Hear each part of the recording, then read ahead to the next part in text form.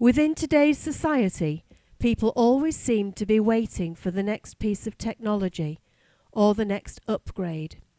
However, it seems to be overlooked by many that we are already living in a time where we are dependent on technology running our lives.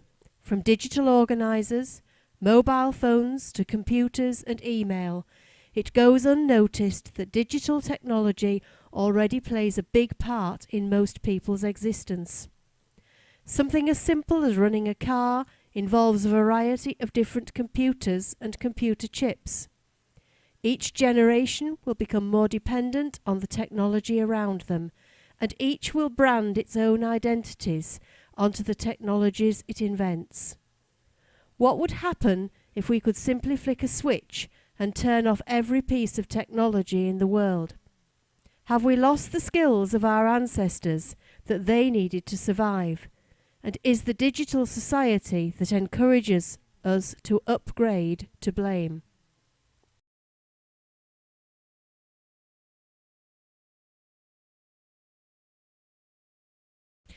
The amount of choice we have today is in some part down to the internet.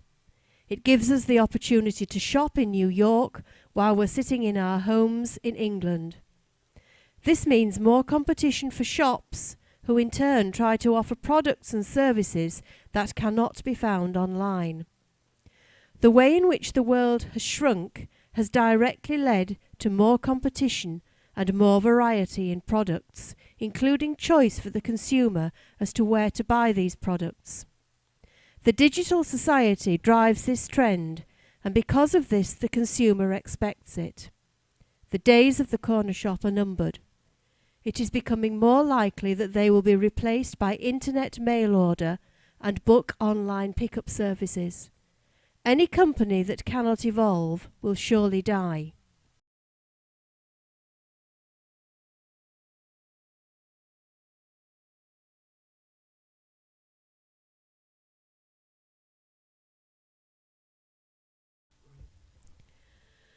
There are aspects of globalization and the advancement within today's digital society which can be seen as positive steps forward. Communication is now simple and fast. We are able to communicate over long distances with little fuss. A letter that would take days to arrive can now be sent electronically in seconds. This improved communication can be used by many of today's specialists to help the world around us. Doctors, scientists, the police, and other crucial services can communicate more easily. This means cooperation between different countries at the push of a button, leading to improvements in medicine, crime reduction, and diplomacy, together with other aspects of public life.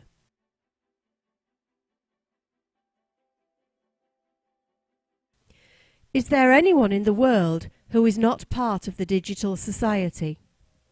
The creation of the XO laptop, which costs as little as $100, may help to answer that. Its low cost has resulted in its distribution to children in the developing world through their schools and with support from their governments. This is a demonstration as to how a laptop can now be a cost-effective way of sharing educational texts cheaply so that they can be stored digitally within a relatively small space, implying that the global digital society is no longer just the domain of the wealthy. If you think that you are completely detached from the digital society, you would probably be wrong. Most people in the first world have some link with a digital device or communication. No matter how much a person tries to remove themselves from the digital society, they are still a part of it in some form. Simply using the Royal Mail to receive post involves the use of a computer system.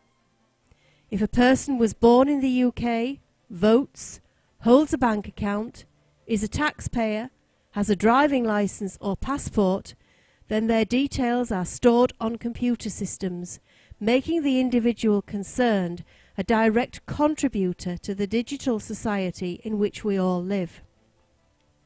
Within the BBC production Upgrade Me, a hermit was interviewed. She had removed herself from modern society completely to escape from the advancement and invasion of technology. But in doing so, has she not influenced it, making her a direct contributor? And if not, isn't the fact that she was beamed into thousands of homes to express her views somewhat hypocritical?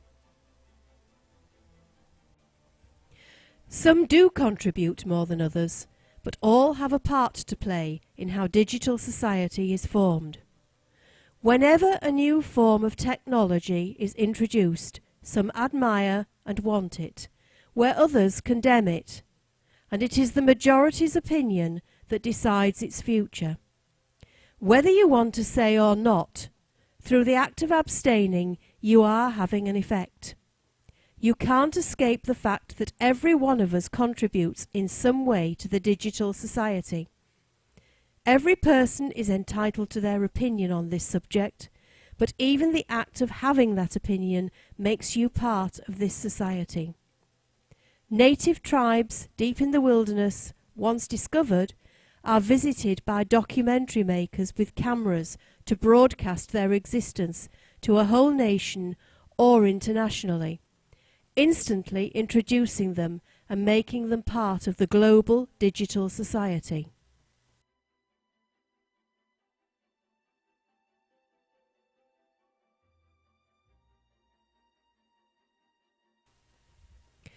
We all crave some privacy.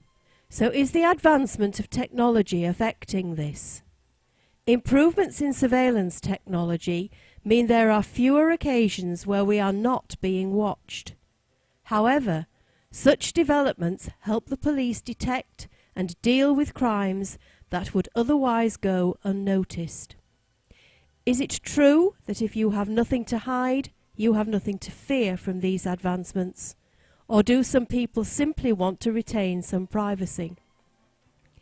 Increased sophistication of crime-fighting technology has resulted in varied application that has developed economical and effective practice.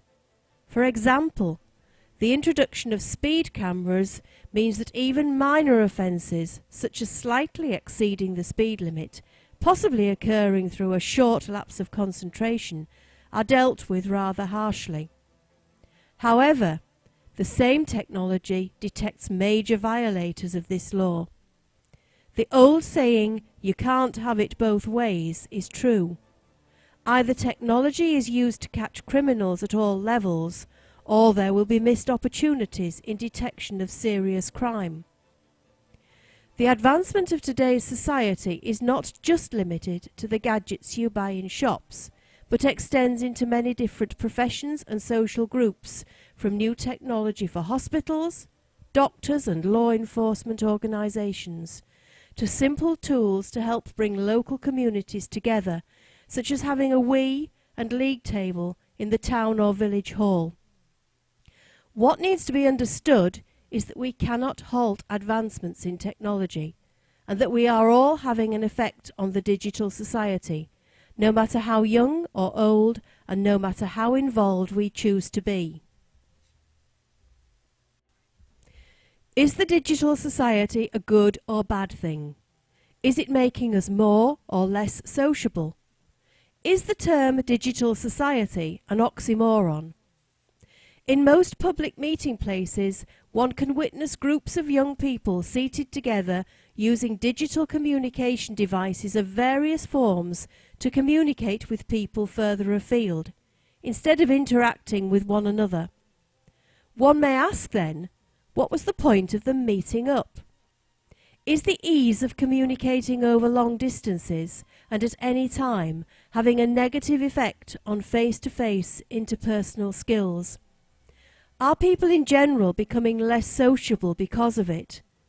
People can now run most of their lives without leaving the house, and some can do it all, working from home, doing the shopping online, and even exercising in the front room on the Wii. Are we an advanced society slowly leading to one where members of that society rarely leave their homes?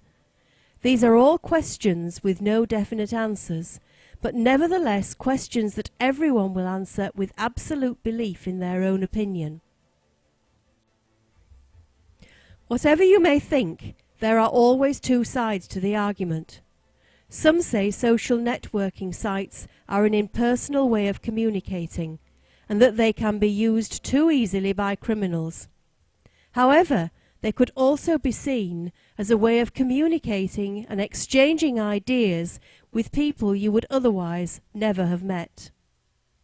It is not the advancement in technology that is to blame for negative elements in our society. It is the user. No matter how sophisticated and complex technological devices and tools are essentially controlled by people, they are not stand-alone entities that can govern our society without intervention from man. We need to acknowledge that digital advancements are developing our society positively. Those who are less well informed about technological developments and how they can enhance our lives may well fall into the trap of blaming them for imperfections in our society. Mankind must recognize its own control over events, whether personally, locally, nationally or internationally. Technology provides us with the tools to cure illnesses, to communicate effectively, to fight crime and to educate our young people. It should be universally celebrated, not condemned.